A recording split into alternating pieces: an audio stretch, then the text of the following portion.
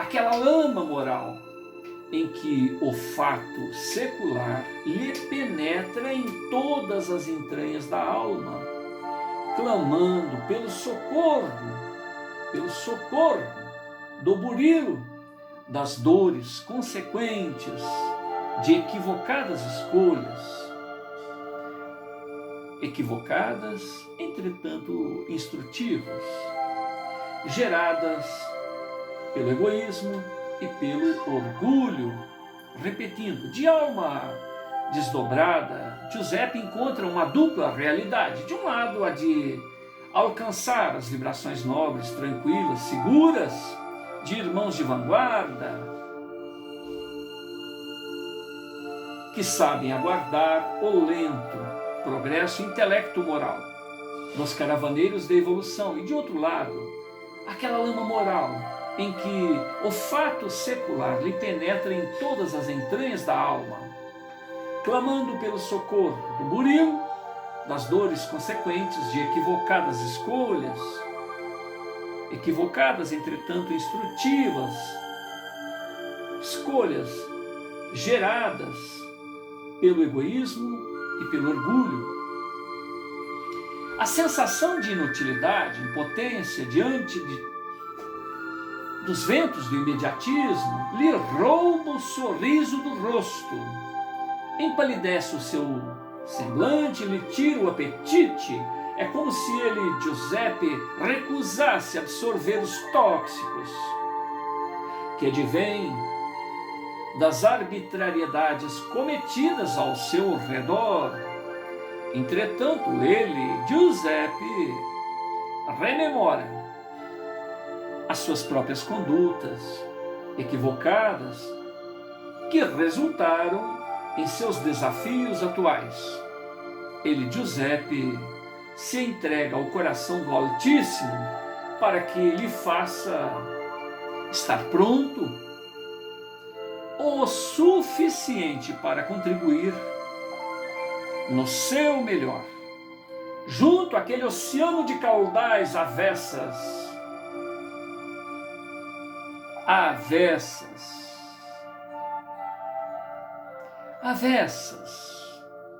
à soberania do amor.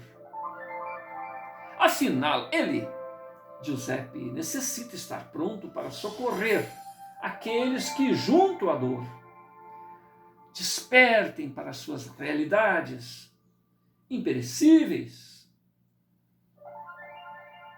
e que ele, Giuseppe, não deverá arrefecer diante do estupor daquelas horas. Ele, Giuseppe, necessita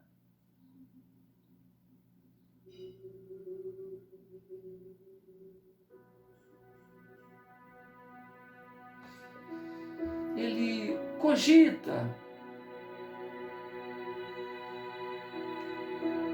de que onde quer que se esteja neste percurso evolutivo, onde quer que se esteja, nesta ou naquela condição, sempre se terá a paciência e a misericórdia divina. Afinal, o progresso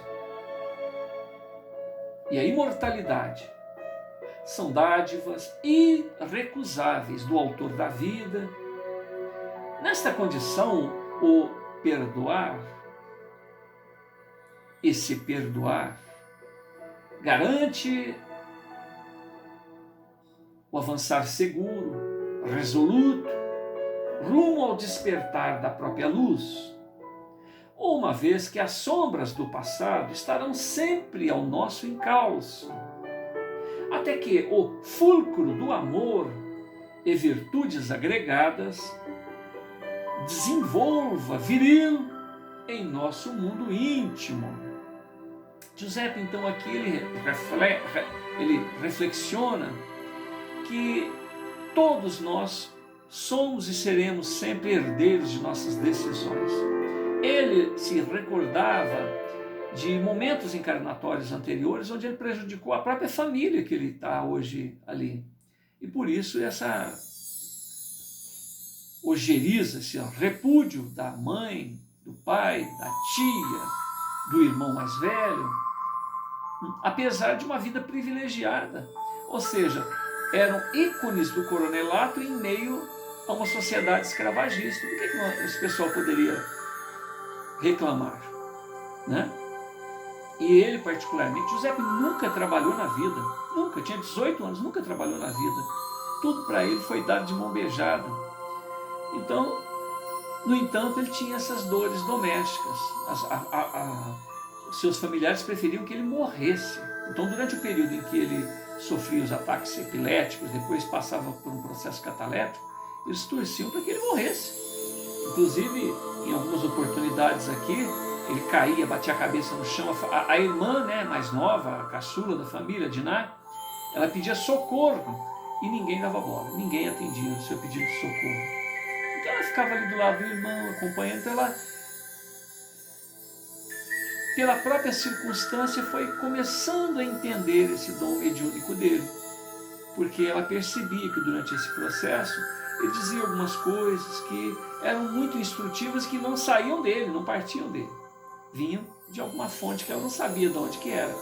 Ela tentava conversar através, né, do próprio Giuseppe com esses seres que passavam recados muito importantes e que eram ignorados, né? Porque se o Giuseppe era ignorado, consequentemente tudo aquilo que ele dizia era ignorado. Mas, no entanto, posteriormente se verificava que ele tinha razão. E aqui nessa fase, a mãe já, após perder o marido, e agora quase perdendo o filho, né? Perdendo o patrimônio quase, porque a sociedade local ali fizeram um boicote em relação a eles, não deixavam eles negociarem, né? Ameaçavam para que eles saíssem dali, porque senão eles certamente seriam mortos. Ofereciam um preço irrisório pela propriedade deles ali. Então, diante de todas essas circunstâncias, uma senhora, tanto a dona Felina, a mãe do Giuseppe, da Diná e do Sarvin, como a irmã, né, a Norma, eram pessoas superficiais, estavam preocupados com a aparência, preocupados se tinha ruguinha, se tinha um pouquinho de gordurinha a mais, se o vestido que era da moda, se a outra tinha um igual. Ou seja, ela estava preocupada com essas futilidades, né, da vida. Agora, a partir daqui, não, ela já começa a se interessar pelo José, pela filha, Diná, pelo Sarvin, e ela começa a se preocupar com a situação social. Tanto é que o início aqui da leitura é o finalzinho da resposta do Giuseppe em relação à pergunta que ela fez. Filho, nós somos ricos. Se ele era o ícone, se o pai era o ícone do coronelato, você imagina a riqueza que eles tinham. Que culpa que eu tenho? Que culpa que nós temos de sermos ricos?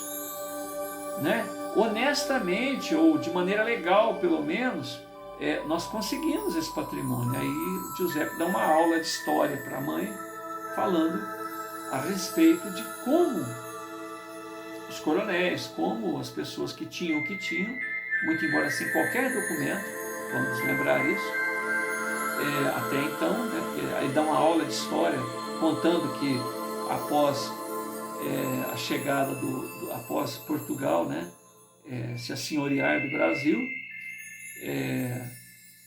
teve num primeiro momento a Carta de Sesmarias, que é a divisão do Brasil em 15 capitanias, 12 das quais foram fracionados ao bel prazer dos beneficiários, dos donatários.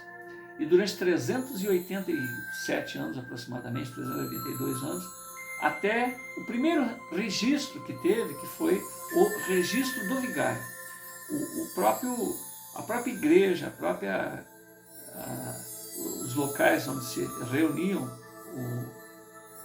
as famílias católicas, o sacerdote recebeu o direito de começar a registrar. Então, esse daqui é do senhor Manuel, esse daqui é do senhor Cerzúlio, esse daqui é do coronel fulano de tal, esse daqui é do fulano de tal. Então, havia os primeiros registros. E cerca de 20 anos depois é que se iniciou, após esse período, né, do registro do vigário, 20 anos depois é que se iniciou.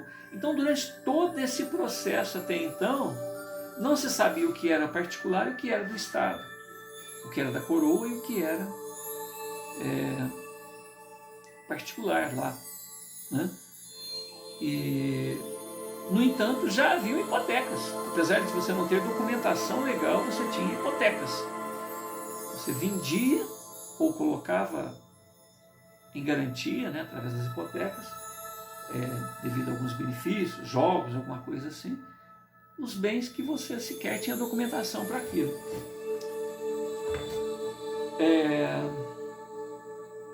Então agora Giuseppe está ali, conversando com a família. Giuseppe, que já tem o corpo frágil, cai em visível decadência, até aparentar morte prematura. Diná, a irmã mais nova, Felina, sua mãe, Crustácea, a mucama, né, a mãe de leite, ama de leite daquela família, habituadas às excentricidades mediúnicas do jovem, observam e aguardam os acontecimentos. Até que da boca de Giuseppe surgem alguns murmúrios, ao que Diná aproxima os seus ouvidos dos lábios do irmão, e uma voz advena, inspiradora e tranquila, assegura: queridas irmãs, que a paz de Jesus permaneça em nossas almas famintas de luz e paz. Não temais os acontecimentos, nem pela saúde de Giuseppe, que está apenas debilitado. Seu espírito é forte, logo seu corpo se restabelecerá. Procurem Sarvin. Lembre, ele deve lembrar ao seu grupo, ao grupo do coronelato, que os revoltosos não são insubordinados gratuitos ou meros vândalos. A calma e o raciocínio devem resolver de maneira pacífica este embaraço. Trabalhadores e escravos apenas querem se alimentar. Eles não têm ambições maiores que a sobrevivência. Não querem o patrimônio de seus senhores. São movidos pelo desespero avocado na fome dos filhos.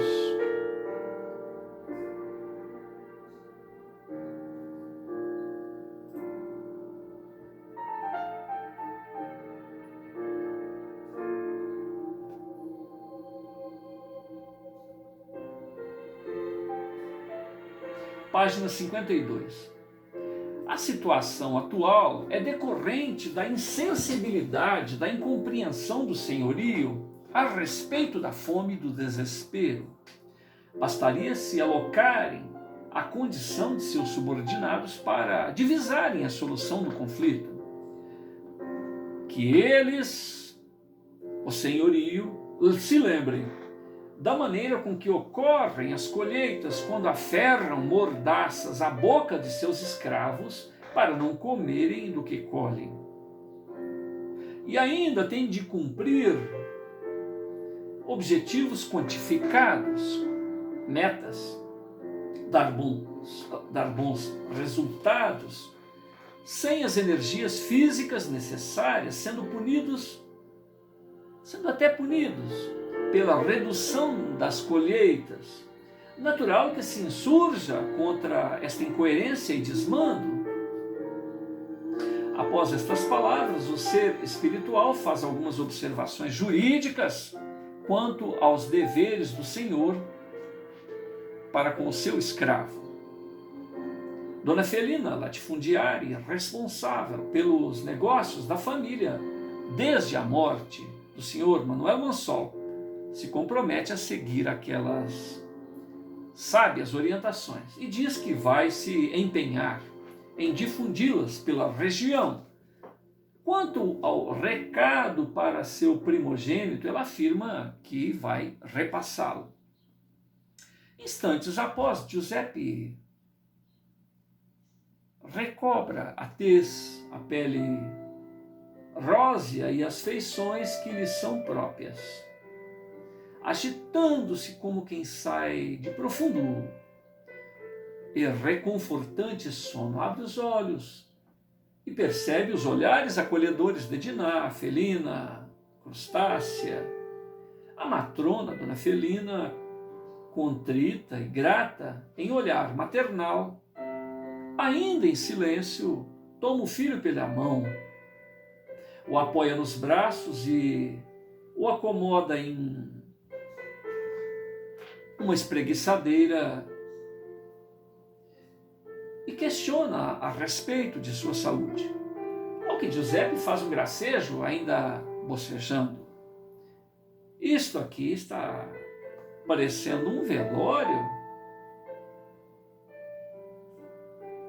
Giuseppe, ainda bem-humorado, solicita um copo de água e questiona as fraternas a respeito de suas apreensões e tenta dirimir estas apreensões.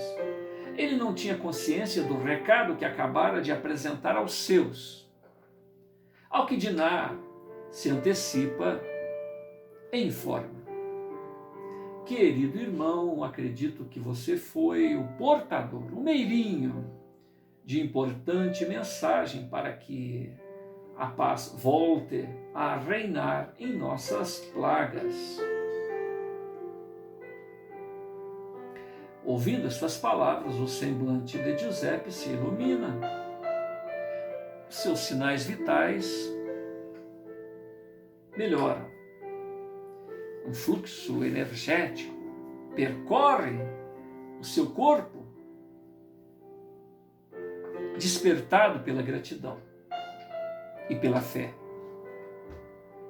Ciente das consequências desta mensagem a correr por conta da sabedoria e da providência divina, ele, Giuseppe, interrompe Diná e pede algum alimento, pois que ele, Giuseppe, tenta sair do comodismo, reconhecendo que foi convocado a ofertar o seu melhor junto àquela coletividade. Ele, Giuseppe, pede apoio para se locomover junto à natureza, sendo prontamente atendido. Estranhamente, ele inicia acisado e efetivo diálogo com as plantas, com os pássaros e pequenos seres, pequenos animais, dizendo em voz alta que devem permanecer vigilantes a partir daquela data, pois que receberiam a visita do Altíssimo e que, se estivessem dormindo, não teriam a oportunidade de ouvir. Importante mensagem dos lábios divinos, caminhando com dificuldade entre diversos seres da natureza. Ele, Giuseppe, mantém circunspecto e objetivo diálogo, ora com um, ora com outro ser da natureza. Página 53. Agregados, trabalhadores diversos que por ali estavam, observam o senhorzinho com as suas corriqueiras esquisitices. Embora não o ironizasse, lamentam que alguém que nasceu em família tão privilegiada tivesse tão pouco juízo na cabeça. Entretanto, sua genitora, Dona Felina, e sua irmã caçula, Diná, apreciam aquelas atitudes inocentes, descomplicadas, quais as próprias infâncias, onde cria-se o mundo ideal, cheio de fantasias. Entretanto, elas reconhecem que no fato em questão, aquela postura, aquela atitude de Giuseppe, o caso é outro. Ali havia um mistério ao qual não tinham a acuidade investigativa necessárias para desvendar. só lhes restando apreciar e se comover. Acima de tudo, estavam gratas por saber que Giuseppe estava recuperado e conectado ao seu habitat. Giuseppe busca se aproximar do primogênito e este, Sarvin, tenta se esquivar do encontro. Entretanto, Giuseppe o retém em sincero, acalorado abraço. Sarvin se esforça por se desvencilhar daquele gesto fraterno. Entretanto, uma força estranha o obriga a se render. E isto desperta sua curiosidade e o impele à interação, a dar atenção ao que Giuseppe ilumina em seu rosto um largo sorriso e improvisa um diálogo. Estimado irmão, como é bom ter a sua presença em nossa casa e saber que a sua audácia, a sua força nos protegem. Confesso que muito admiro a sua nobreza de caráter, embora tenhamos diferentes pontos de vista. Giuseppe tenta mais algumas palavras, entretanto, a interação é difícil. É difícil para Sarvin, que já o evita desde longa data. A improvisada gentileza de Giuseppe comove o primogênito. Todavia, Sarvin teima em se afastar, no que é respeitado por Giuseppe, que contabiliza as dificuldades superadas e percebe que Sarvin está próximo de ser conquistado. Então Giuseppe, se ajoelha e agradece a Deus pela infinda clemência que permite a cada um se reconciliar com os próprios equívocos.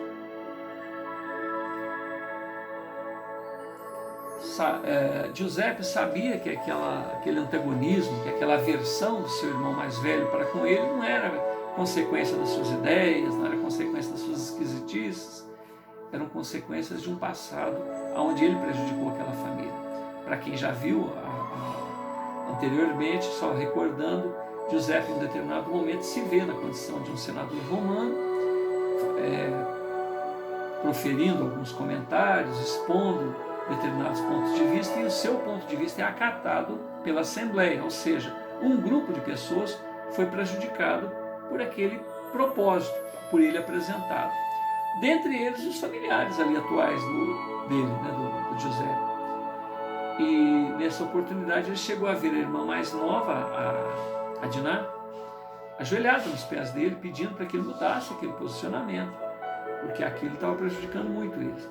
Então essa irmã mais nova tinha uma alma muito nobre, quer dizer, ela implorou para que o Giuseppe, na época senador romano,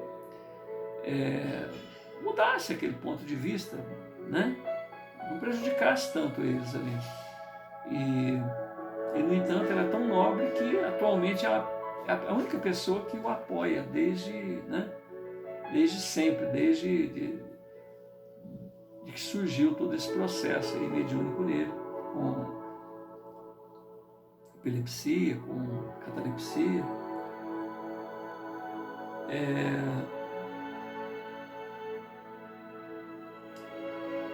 Mais difícil é o diálogo entre os interesses da elite e os dos escravos, considerados meros animais de produção, animalia domada e sem alma, adquiridos através de vil e lucrativo comércio, com vida útil de 10 anos, 5 dos quais traziam o retorno financeiro do investimento aplicado, ou seja, a aquisição do escravo era 5 anos eles estariam pagando o investimento para manter o escravo ali, para ter o escravo retirado lá das plagas africanas e tê-los ali em sua propriedade. E os outros 5 anos de tempo de vida útil do escravo era um lucro. Bestas utilizadas em serviço doméstico, urbano, mineração, lavoura. Os escravos sempre reagiam à sua escravização, quer em rebeliões já no interior dos navios negreiros, quer junto aos feitores, se recusando a trabalhar por horas, por dias, quer atentando contra a vida dos feitores e de seus senhores, quer fugindo individualmente ou em grupos para mocambos, esconderijos precários na mata, ou quilombos, fortificações militarizadas dos escravos fugitivos, querendo pedir socorro às instituições policiais devido ao nível de opressão a que estão submetidos. Alguns impetram disputas judiciais para intermediar a venda de parentes. Ou seja, os escravos buscavam até a justiça para que os seus parentes não fossem separados, né? Outros tentam se camuflar na população negra da cidade, ou seja, os escravos alforriados e escravos que não tinham vínculo com a escravidão e negros que não tinham vínculo com a escravidão, se passando por alforriados. Escravas abortam, poupando aos seus arrebentos de uma vida de desgraça para os filhos. E muitos dos cativos se suicidam. Então, os escravos, eles tinham estes e outros processos, né, de se rebelarem, de se insurgirem contra aquele status quo em que viviam. Os ânimos continuam acirrados. Sarvin já não faz parte destas empreitadas de retaliação aos rebeldes. Pelo contrário, Sarvin começa a ceder às abordagens de Giuseppe. E uma acanhada transformação é percebida pelos antigos compartes da elite conservadora, que agora tem Sarvin por traidor. O primogênito do falecido Manuel Mansol reage, uma vez que ele próprio não observa essas mudanças, e se embaraça no próprio mundo íntimo. Ele, Sarvin, causava conflitos dentro de casa, ou seja, ele implicava ainda com o Giuseppe, muito embora já começasse a ceder, né, aquelas ideias, e talvez por ceder criasse mais embaraço ainda, chamava o irmão de maricas, porque forte seria aquele que oprimisse, né, os escravos. Então, de um lado, ele falava em consenso junto aos antigos companheiros, ou seja, que precisavam, quando ele tinha oportunidade de conversar com os antigos companheiros da elite, ele falava que precisavam pensar realmente a respeito daquela maneira rude, né, com que os escravos eram tratados, que isso poderia amenizar, né, os conflitos. Certamente até então a mãe e a irmã, né, já teriam falado a respeito do que Giuseppe mediunicamente havia repassado, né? Então dá alimento para o escravo poder ter energia para trabalhar. Vamos desaferrar as bocas dos escravos na hora da colheita, porque eles comendo alguma coisa do que eles estão colhendo, para que eles comessem alguma coisa do que estão colhendo e tivessem mais energias para trabalhar. Imagina você trabalhar em troca de uma cumbuca de alimento com a boca ferrada e pegando ali pera, maçã, melões, melancias e sei lá o que mais, e não podendo se alimentar, tendo comido pouco e tendo que produzir. Então essas mudanças, para vocês terem uma ideia, o Giuseppe, ele sugeriu para a genitora, que a genitora, para que eles até oferecessem alguma paga para os escravos, quer dizer, além deles chegaram ao ponto de alforriar alguns escravos. Com o tempo eles alforriam todos os escravos e começam a comprar escravos dos outros fazendeiros, dos outros latifundiários, e alforriam também. Então veja bem o que vai acontecendo a partir da influência do Giuseppe. E ao mesmo tempo os ânimos contrários, né, que iam sendo despertados naquela sociedade escravagista da época, em relação a eles. Então, de um lado, até então, o Sarvin, que começava a ceder as ideias do Giuseppe, causava conflitos dentro de casa. E de outro lado, ele estava lá junto aos companheiros, tentando pedir para que eles amenizassem um pouco as dores dos escravos, né? Então, diante dessa atitude, lá junto aos antigos companheiros, o Sarvin então ficava mais desmoralizado ainda do que ele já estava. Porque se ele não era um opressor digno de comandar, né, porque ele não tinha estratégia, por outro lado, agindo totalmente contrário aos princípios anteriores dele, aí que acabou a moral, né, do Sarvin. Diante desses embaraços, Sarvin se sentia destruído, mas Giuseppe o observa de perto e sente grande orgulho do primogênito, que começa a desconstruir antigos propósitos para ceder lugar a uma visão renovada, abençoada dos dias atuais. Giuseppe não media esforços para animar, elogiar Sarvin, referindo-se a ele como missionário.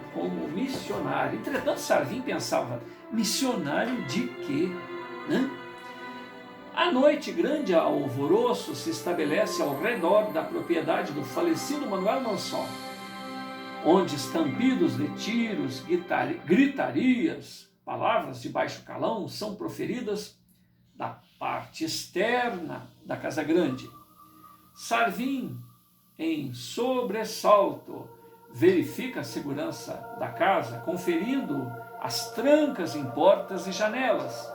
Em seguida, reúne todo o arsenal doméstico e, através da abertura em cruz nas portas e janelas, deflagra suas armas sem fazer pontaria, uma vez que nem sabia em quem atirava. Sarvin vocifera, ele xinga, chamando funcionários à ação, uma vez que a casa estava sendo alvo de ataque. Instantes após, surgem antigos